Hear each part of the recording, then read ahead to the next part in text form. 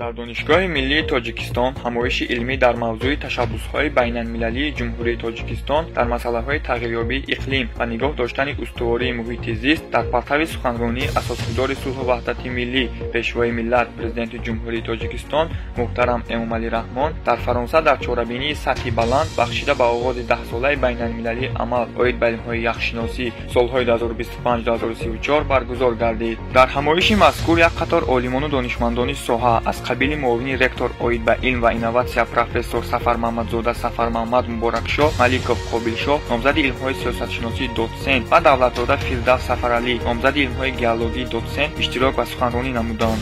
همایش با صدا دادن سرود ملی و سخن افتتاحی معاون رکتور اوید به علم و اینواسیون سفر محمدزاده آغاز گردیده تاکید شد که تشبس نوبتی پیشوای معظم ملت اوید به آموزش و حفظ پریک‌ها قدمی مهم در سمت تأمین امنیت آب و رشد استواری نه تنها در تاجیکستان بلکه تمام منطقه میباشد. باعث افتخار است که اشتراک و سخنرانی پرزیدنت جمهوری تاجیکستان محترم امامعلی رحمان در چهاربینی سطحی بلند در فرانسه همچون راهبر دولتی تشبسکار در مشکل‌های گلوبالی به حساب می‌رود. در سخنرانی خود سرور دولت ابراز داشتند که 60% پریک‌های آسیای مرکزی در قلمرو جمهوری تاجیکستان جای گیرند که این نه تنها مایه افتخار بلکه مسئولیت بزرگ برای حفظ ثروت است که به نسل‌های امروز و فردا وابستگی دارد.